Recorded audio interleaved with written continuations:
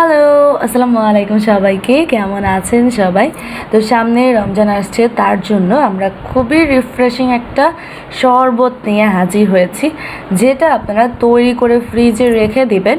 দেন একটু একটু করে বের করে এরকম ঠান্ডা পানি, বরফ এগুলোর সাথে মিক্স করে খাবেন। খেতে খুবই ভালো লাগবে, একদম রিফ্রেশ হয়ে যাবেন আর কি এটা খেয়ে। তো আর দেরি না করে এটা এখনই তৈরি করে ফেলুন, আর খেতেও আপনাদের কাছে খুবই ভালো লাগবে। তো ফার্স্টেই আমাদের লাগছে এখানে আমাদের লাগছে আর কি পুদিনা পাতা। তা আমরা এখানে এই যে দেখতেই পাচ্ছেন অনেকগুলো নিয়ে নিয়েছি। এগুলোকে এবার আমরা একদম ক্লিন করে নিব। আর পুদিনা পাতাটা আপনারা একদম ফ্রেশ দেখে নেওয়া ট্রাই করবেন। এই যে দেখতেই পাচ্ছেন এগুলো একদম ফ্রেশ। তো এগুলোকে এখন আমরা ভালোভাবে ক্লিন করে তারপর এগুলোকে আমরা খুবই ভালোভাবে ধুয়ে নিব।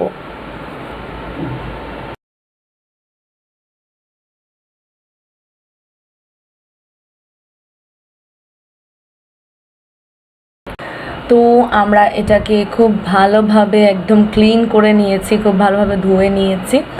এবার আমরা এখান থেকে পাতাগুলো নিয়ে নিব, আর এই মোটা মোটা ডান্ডাগুলো এগুলো সব আমরা ফেলে দিব।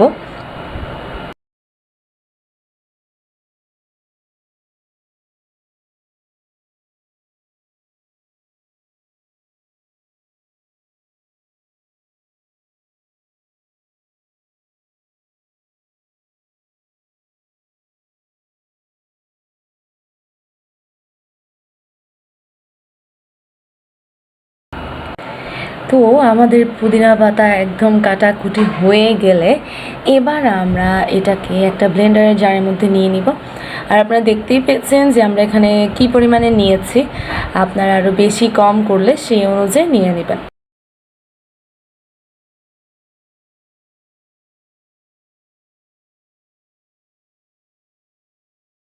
তো আমরা ব্লেন্ডারের জারের মধ্যে ফার্স্টে পুদিনা পাতাটা দিয়ে দিব। দেন আমরা এর সাথে অ্যাড করব একটু বরফ, যাতে এটার রঙটা নষ্ট না হয়ে যায়।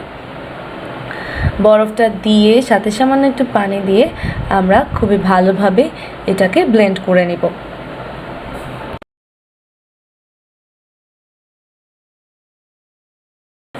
তো ব্লেন্ড করা হয়ে গেলে এবার আমরা এটাকে একটা স্ট্রেনারের মধ্যে নিয়ে খুব ভালোভাবে এটাকে স্ট্রেন করে নিব। কারণ যেহেতু পুদিনা পাতা, এটার পাতার সব আঁশ টাশ যত কিছু আছে সব উপরে জমে থাকবে আর কি, ওগুলো সহ তো আমরা এটা খেতে পারবো না। তো আমরা খুব ভালোভাবে এটাকে স্ট্রেন করে এটার যে রসটা সেটা নিয়ে তারপর আমরা এই পাতার যেই বাকি আঁশ যাই আছে সব কিছু আমরা ফেলে দেব। আমরা পাতা সবগুলোকে দুইবারে ব্লেন্ড করেছি, তো আমরা খুব ভালোভাবে সেটাকে একদম স্ট্রেন করে এগুলো সব এবার ফেলে দিব।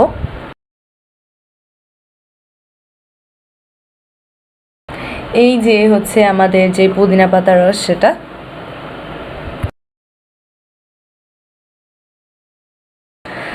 তো এখন আমরা চুলায় একটা প্যান বসিয়ে তার মধ্যে আমরা 1.5 কাপ সুগার অ্যাড করব।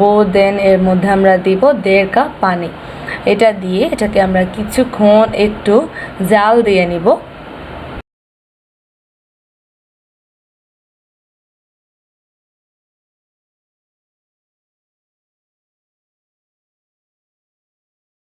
তো চুলা এটা হতে থাকুক, এদিকে আমরা এখানে কয়েকটা লেবু নিয়ে নিয়েছি। এগুলোর যে উপরের খোসাটা সেটা আমরা নিয়ে নিচ্ছি। লেবুর খোসাতে এত সুন্দর ফ্লেভার থাকে, তো আমরা প্রত্যেকটারই এভাবে খোসাটা নিয়ে নিব। এটাও ব্যবহার করব, এটা আমরা উঠিয়ে নিচ্ছি। আর এদিকে আমরা একটা লেবু কেটে নিব, কারণ লেবু তো আমাদের লাগবে।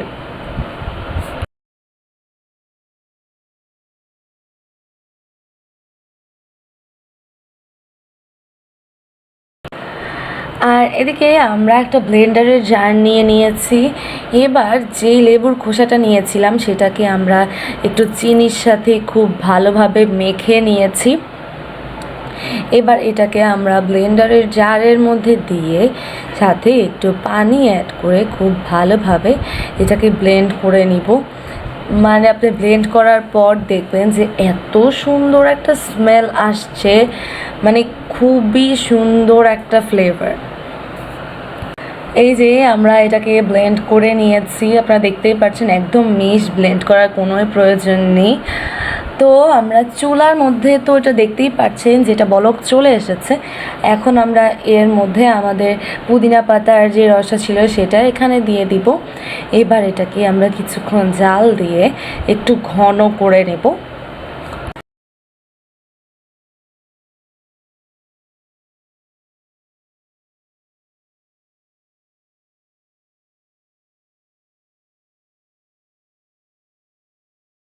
তো এই যে দেখতেই পাচ্ছেন যে বেশ কিছুক্ষণ ধরে এটাকে নাড়াচাড়া করার পর খুব সুন্দর বলক চলে এসেছে এটার।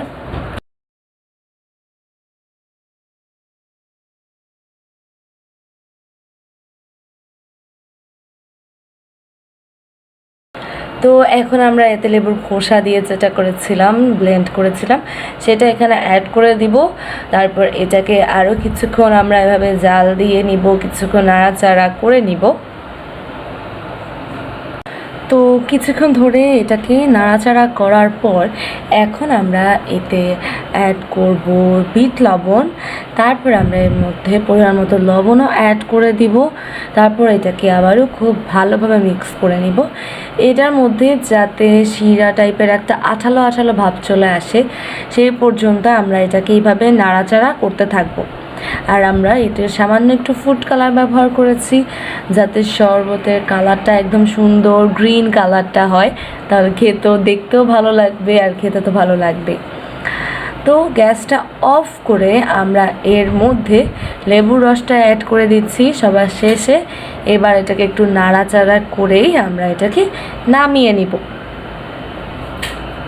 তো নামিয়ে আমরা এখানে একটা স্ট্রেনার নিয়ে নিয়েছি, একটা ছাঁকনি নিয়ে নিয়েছি অ্যাকচুয়ালি। এটার মধ্যে আমরা এটাকে আবার এরকম করে ভালোভাবে ছেঁকে নিব যাতে কোনো কিছু আমাদের শরবতের মধ্যে না যায় আর ফ্রেশ একটা শরবত মানে আমরা এর থেকে তৈরি করতে পারি। এই যে দেখতেই পাচ্ছেন যে ছাঁকনির উপর অনেক কিছু রয়ে গিয়েছে। তো আমরা এবার এটাকে আবারও ছেঁকে নেব যাতে এখানে আর একদম কোনো কিছুই না থাকে।